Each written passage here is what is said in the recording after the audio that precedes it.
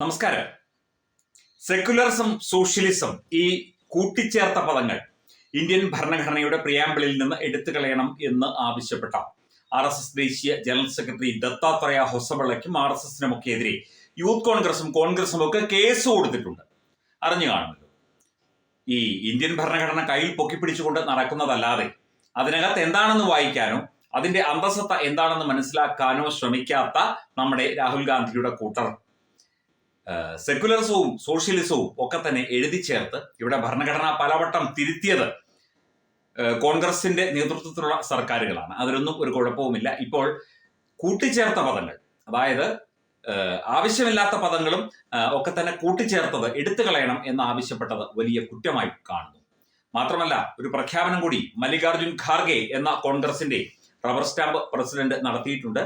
പല്ലും നഖവും ഉപയോഗിച്ച് RSSന്റെ ഇത്തരം നീക്കങ്ങളെയും ഒക്കെ അല്ലെങ്കിൽ ഇത്തരം കാര്യങ്ങളെയും ഒക്കെ എതിർക്കും എന്നാണ് നമ്മുടെ പ്രിയപ്പെട്ട ഖാർഗെജി പറയുന്നത്. ഖാർഗെജിക്ക് പ്രായമായി, പല്ലും നഖവും ഒക്കെ പൊഴിഞ്ഞ് ഒരു വെറും റബ്ബർ സ്റ്റാമ്പായി കോൺഗ്രസിന്റെ മദാമ്മയുടെയും കൂട്ടരുടെയും ഒക്കെ തന്നെ വെറും പാവാട കഴുകുകാരനായി മാറിയ മല്ലികാർജുൻ ഖാർഗെ എന്തായാലും പല്ലും നഖവും ഉപയോഗിച്ച് എതിർക്കും എന്ന് പറഞ്ഞത് അല്പം കടുത്തുപോയി എന്നുള്ള ചില കമന്റുകളാണ് ഇത്തരം വാർത്തകൾക്ക് വരുന്നത്. ഇന്ദിരാഗാന്ധി അടിയന്തരാവസ്ഥ പ്രഖ്യാപിച്ചു, പിന്നാമ്പുറത്തു കൂടി ഒളിച്ചു കടത്തിയത് വിളിച്ചു പറഞ്ഞതാണോ കുറ്റം എന്ന് ചോദിക്കുന്നുണ്ട് ഈ ഒരു വാർത്തയോട് പലരും പ്രതികരണങ്ങളായി. അതൊക്കെ മാറ്റി അംബേദ്കർ ഉണ്ടാക്കിയ ഭരണഘടന പുനഃസ്ഥാപിക്കണം എന്നല്ലേ ദത്താത്രേയ ഹൊസബലെ പറഞ്ഞത് എന്നും ചോദിക്കുന്നു. അതായത് ഡോക്ടർ BR അംബേദ്കർ ഉണ്ടാക്കിയ യഥാർത്ഥ ഭരണഘടനയെ പലവട്ടം പൊളിച്ചെഴുതി, പലവട്ടം തങ്ങൾക്ക് വേണ്ടി പലതും മാറ്റി എഴുതി.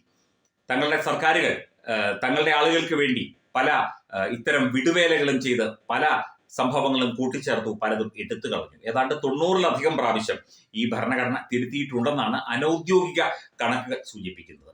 അങ്ങനെ ചെയ്ത കോൺഗ്രസിന്റെ ഇപ്പോഴത്തെ വെറും പടമായി മാത്രം നിൽക്കുന്ന ദേശീയ അധ്യക്ഷൻ പറയുകയാണ് പല്ലും നഖവും ഉപയോഗിച്ച് എതിർക്കുന്നത്. ഭരണഘടനയിലെ ഏതെങ്കിലും വാക്കിൽ സ്പർശിച്ചാൽ പല്ലും നഖവും ഉപയോഗിച്ച് പോരാടും എന്നാണ് ദത്താത്രേയ ഹൊസബലെ വിമർശിച്ചുകൊണ്ട് മല്ലികാർജുൻ ഖാർഗെ പറഞ്ഞത്.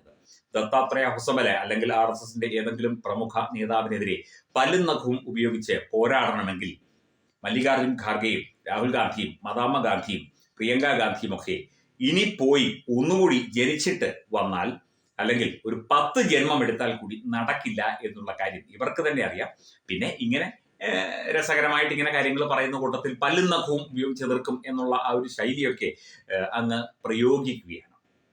വിത്ത് ടൂത്ത് ആൻഡ് നെയിൽ എന്നൊക്കെ പറയുന്ന ഒരു രീതിയിലുള്ള ചില ഫ്രേസുകളും പ്രയോഗങ്ങളും ഒക്കെ ഉണ്ട്. അതൊക്കെ വെച്ചങ്ങ് ചാമ്പുകയാണ് ഈ മല്ലികാർജുൻ ഖാർഗെ എന്ന ഈ വയോവൃദ്ധൻ അല്ലെങ്കിൽ ഈ കടൽ കിഴവൻ ചെയ്തുകൊണ്ടിരിക്കുന്നത്. അദ്ദേഹത്തിന് വെറും കോൺഗ്രസ് പ്രസിഡന്റ് എന്ന പേര് മാത്രമേ ഉള്ളൂ.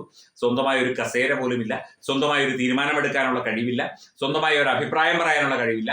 എന്ത് കാര്യവും മദാമ്മയോടും മകനോടും അല്ലെങ്കിൽ മക്കളോടും ചോദിച്ച ശേഷം മാത്രം തീരുമാനമെടുക്കാൻ കഴിയുന്ന വെറും ഒരു പാവ പ്രസിഡന്റായി മാത്രം നിൽക്കുന്ന മല്ലികാർജുൻ ഖാർഗെയാണ് പറയുന്നത് RSSന്റെ ജനറൽ സെക്രട്ടറി ദത്താത്രേയ ഹൊസബലെ പല്ലും നഖവും ഉപയോഗിച്ച് എതിർക്കും എന്നത്.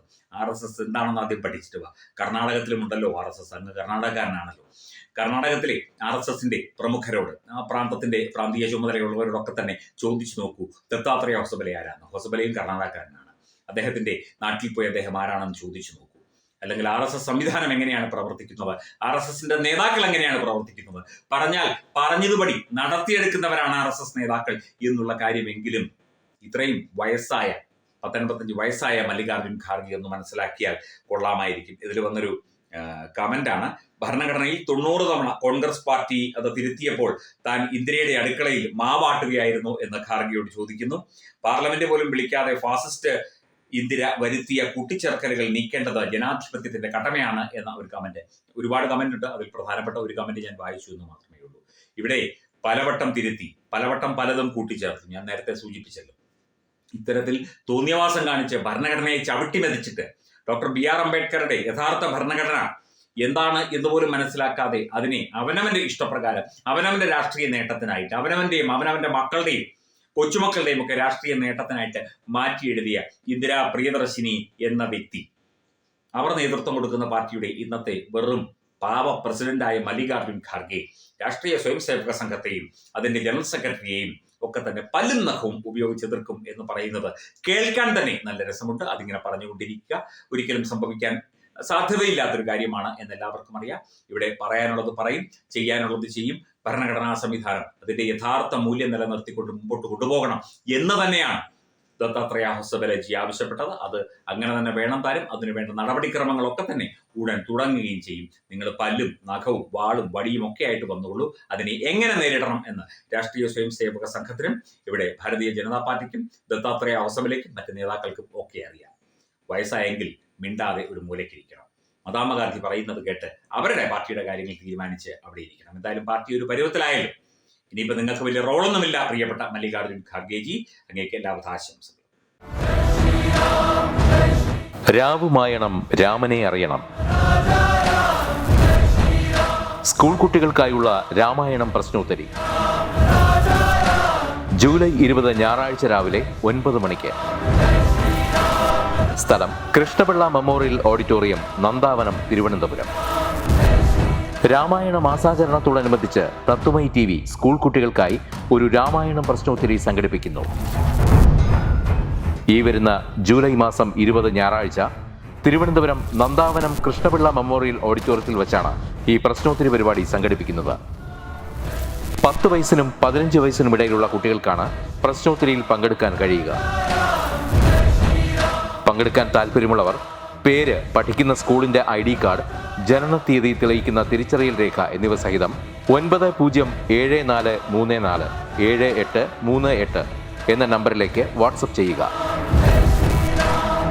ഒരു കുട്ടിക്ക് 100 രൂപയാണ് രജിസ്ട്രേഷൻ ഫീസ്.